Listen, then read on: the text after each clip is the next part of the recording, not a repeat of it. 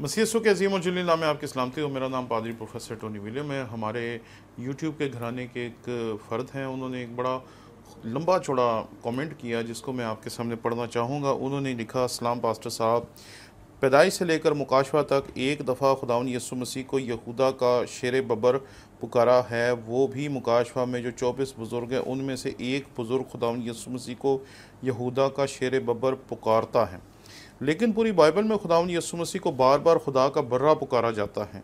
मेरा सवाल ये है कि शेर को एक खूंखार जानवर के तौर पर बाइबल में काफ़ी दफ़ा देखा जा सकता है और बर्रा तो खामोशी और मासूम देखा और समझा जाता है।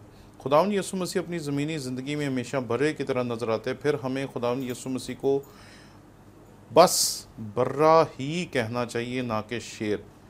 प्लीज़ इस बारे में अपनी राय दें। शुक्रिया।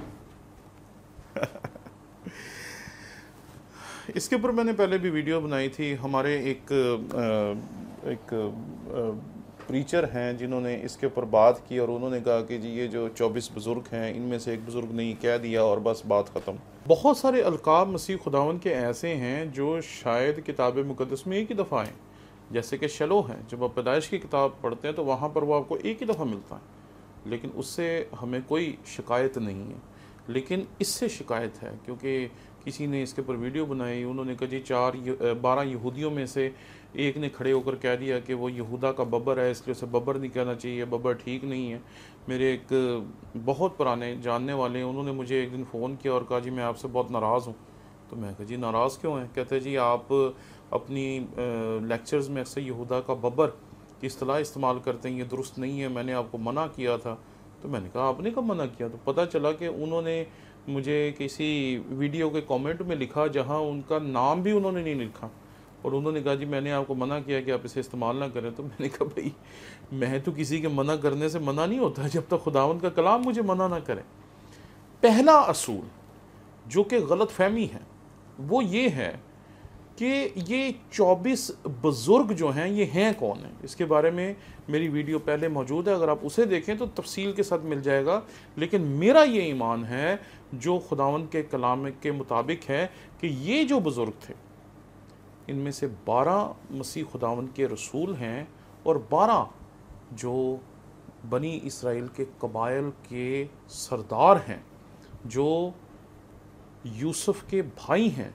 ये वो 12 लोग हैं और 12 रसूल हैं। इस तरीके से ये 24 बुज़ुर्ग पूरे होते हैं। और जब हम इस आयत का मुताला करते हैं, यूहन्ना आरिफ का मुकाशफा उसका 5वां बाब और उसकी 5वीं आयत, तब उन बुज़ुर्गों में से एक ने मुझसे कहा, मत रो, देख यहूदा के कबीले का वो बब्बर जो दाऊद की असल है उस किताब और उसकी 7 मोहरों को खोलने के लिए गालिब आया। भाई आप मसीह यीशु को खुदा का बर्रा कहें, हम तो गीत गाते रहे अपने बचपन में, सना हो बर्रे की, ठीक है ना। तो हमें तो वो बहुत अच्छा लगता है, लेकिन हमें ये भी बहुत अच्छा लगता है क्योंकि जो बब्बर होता है ना वो सिर्फ खूनखार नहीं होता। वो जब पैदा होता है ना तो उसके अंदर बादशाहत होती है, उसके अंदर हुक्मरानी का एटीट्यूड होता है।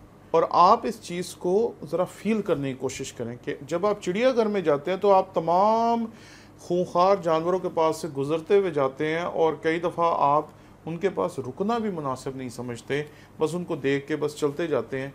लेकिन जैसे ही आप शेर बब्बर के पास आते हैं तो वहाँ आप ठहर जाते हैं और आप उसको देखते हैं।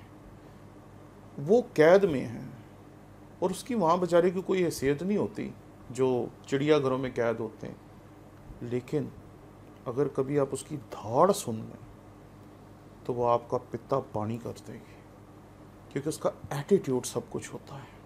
उसके अंदर बादशाहत का एक रोब है जो बादशाहों के अंदर पाया जाता है। जब यहाँ पर उसे कहा गया यहूदा के कबीले का वो बब्बर जो दाऊद की असल से हैं, तो यहाँ उसके एटीट्यूड की बात की है कि ये यहूदा के कबीले का बब्बर है जो पैदा ही बादशाह बन के हुआ है, जो पैदा ही इसलिए हुआ है कि इस दुनिया पर हुक्मरानी कायम कर सकें। ये बात याद रखें कि इसके बारे में बेशुमार वीडियोस आपको यूट्यूब पे मिल जाएंगी कि शेर ना सबसे ताकतवर है, ना सबसे बड़ा है, ना सबसे मजबूत है, ना सबसे लंबा है, ना चौड़ा है, इनमें से कुछ भी नहीं। लेकिन अगर वो बादशाह हैं तो अपने एटीट्यूड की वजह से बादशाह हैं, जो उसके अंदर है।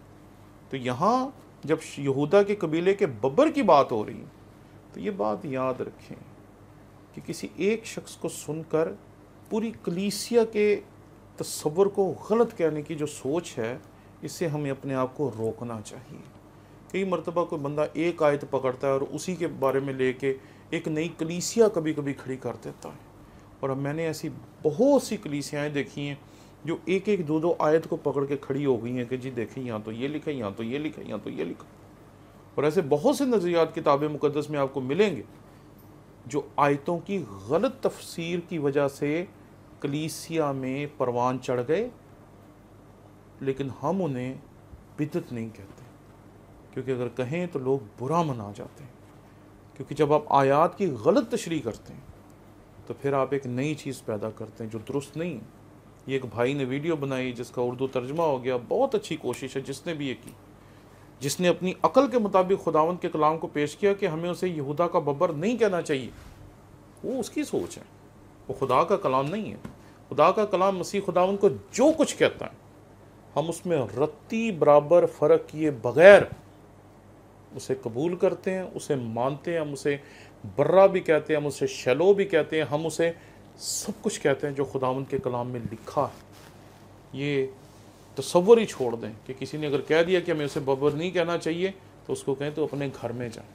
क्योंकि आजकल ऐसी तहरीकें चली हैं जो कि किताब मुक़द्दस के अंदर जो मतन है उसमें चीज़ें ढूंढ रही हैं कि भाई ये नहीं कहना चाहिए, वो नहीं कहना चाहिए।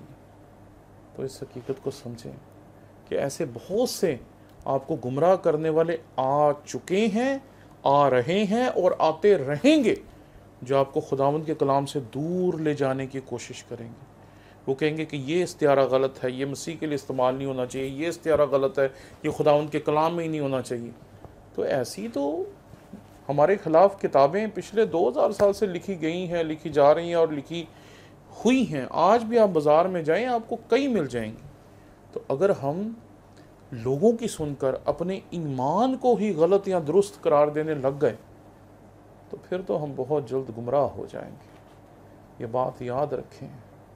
2000 साल से नाकदीन की राय की आग में इस किताब को जला जला कर एक मजबूत मसीही ईमान के तौर पर आप तक और मुझ तक खुदा के रूह ने इसे पहुंचाया है। इसलिए इसके मतन में जो कुछ लिखा है वो दुरुस्त है।